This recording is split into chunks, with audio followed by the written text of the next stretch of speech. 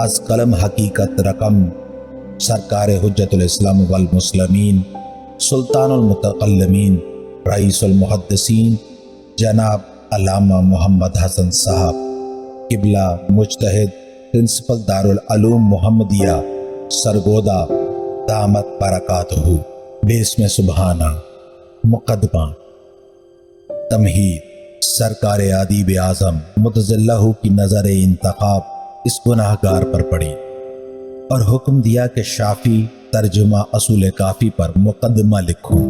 میں اپنی گوناگو مصروفیت کی کثرت اور وقت کی قلت کے باوجود اس امر کو باعث سعادت دارین سمجھتے ہوئے تعمیل حکم کا وعدہ کر لیا۔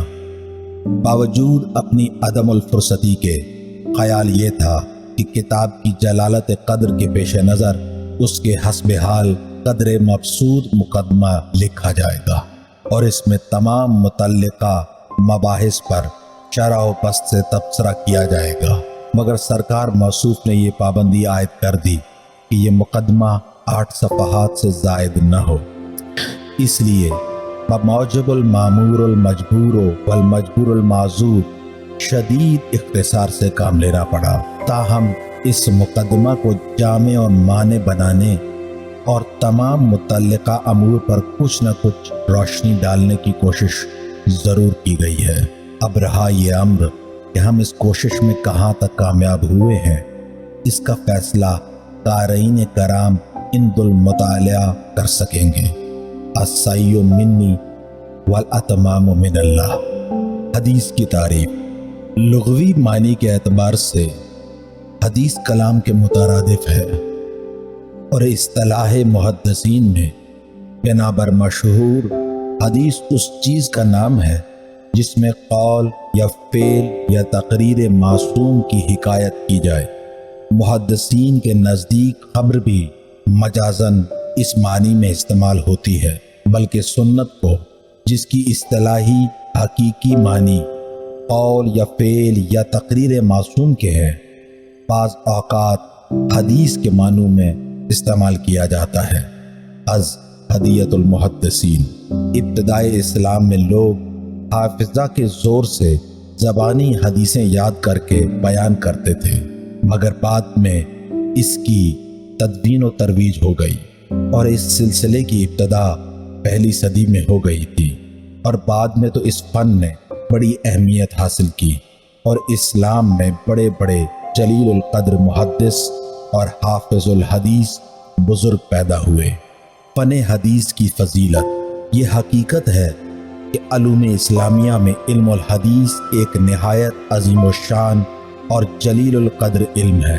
اس میں نجات دارین اور اصلاح نشاتین پوشیدہ ہے۔ یہی علم تمام حقائق و معارف کا سرچشمہ اور قرآن فہمی کا واحد ذریعہ ہے، اور معصومین کی سیرت و کردار اور ان کے اخلاق و اطوار معلوم کرنے اور اپنی سیرت و کردار کو ان کی اخلاق و محاسن آداب کے آئینہ میں تشکیل دینے کے سبب ہے۔ انہی حقائق کی بنیاد پر حکمائے ربانین یعنی ائمہ طاہرین اپنے نام لیواؤں کو اس علم شریعت کے حاصل کرنے، اس کے پڑھنے پڑھانے اور لکھنے لکھانے کی بہت ترغیب و تحریص دلاتے تھے۔ چنانچہ حضرت صادق آل محمد مفضل سے فرماتے ہیں، لکھو اور اپنے علم کو اپنے بھائیوں میں نشر و اشاعت کرو اور مرتے وقت اپنی اولاد کو کتب کا وارث بناؤ، کیونکہ لوگوں پر ایک مشکل دور آئے گا جس میں وہ کتابوں ہی سے مانوس ہوں گے۔ یہی بزرگوار فرماتے ہیں، لکھو، جب لکھو گے نہیں تو اس وقت تم احادیث کو یاد نہیں رکھ سکتے۔ نیز آن جناب فرماتے ہیں، صرف ایک حدیث جو کسی صادق القول شخص سے حاصل کی جائے، تمام دنیا اور جو کچھ اس دنیا میں از قسم طلاء و نقرہ ہے اس سے بہتر و برتر ہے۔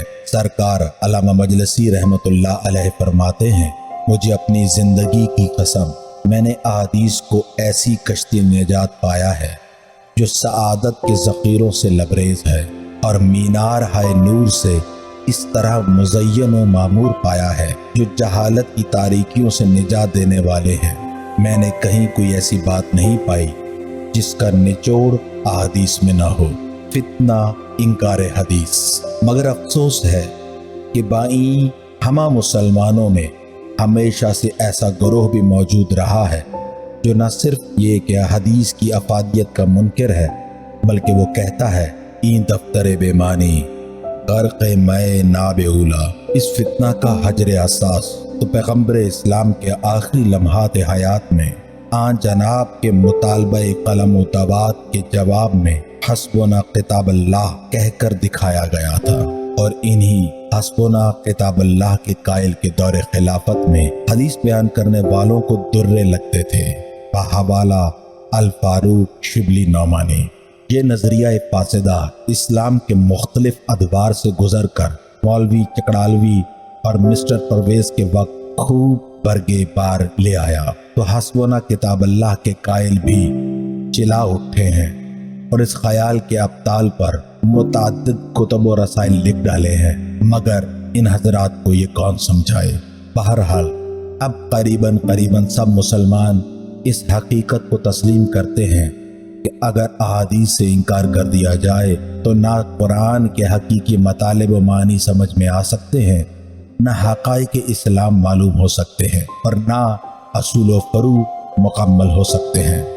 आयत मुबारका हुवल्लज़ी अंज़ला अलैकुमुल किताबा मिन्हु आयातुम महकमातुन हुन्ना उम्मुल किताब सूरह आल इमरान आयत 3 से 7 से ज़ाहिर है कि मुतशाबिहात कुरानिया की तावील रासिखून फिल इल्म ही जानते हैं। कुरान को आसान बताने वाले हजरात ये भूल जाते हैं कि कुरान ज़रूर आसान है, मगर जब उसका बयान पैगम्बर इस्लाम की ज़बान फैज़ तर्जुमान से हो, फ़इन्नमा यस्सरनाहु बिलिसानिक का लअल्लहुम यतज़क्करून सूरह दुखान आयत नंबर 44 से 59। ऐ पैगम्बर, हमने कुरान को तुम्हारी ज़बान पर आसान किया है, इसलिए इरशाद कुदरत है। ऐ रसूल, हमने ये कुरान तुम पर नाजिल किया है ताकि तुम लोगों पर वाज़े करो कि खुदा ने क्या नाजिल किया है और क्या मंशाई कुदरत है। अगर तमाम अहले ज़बान या अरबी दान हक़ाइक़ कुरान को समझ सकते तो फिर पैगम्बर इस्लाम की ज़रूरत ही क्या थी।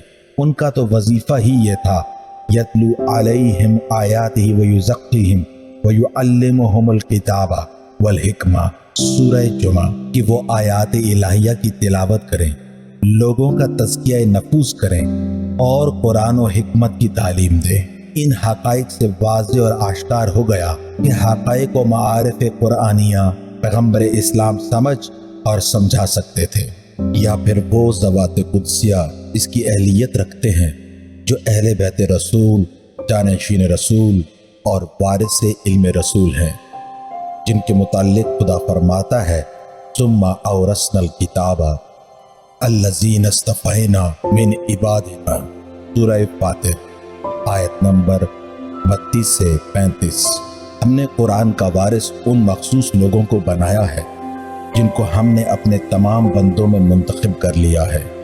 ये मुंतखब शुदा आइमा अहले बैत अलैहिस्सलाम ही हैं, जनाबुल मवद्दत तबाए मुंबई और इरजुल मतालिब फ़राइदुस्सब्तैन किताब अहले सुन्नत।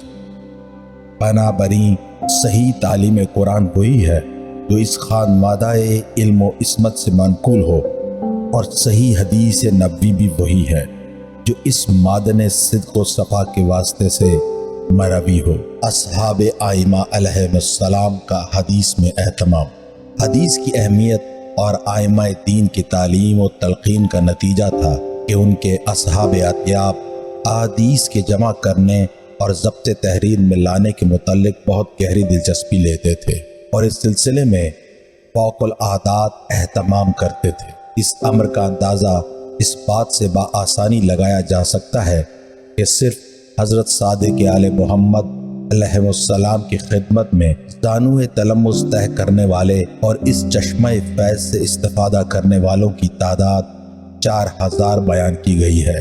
इस अहदे इल्म और फजल अंगेज में अहादीस की 400 किताब लिखी गईं जो असूल अरबा आमाद कहलाती थी।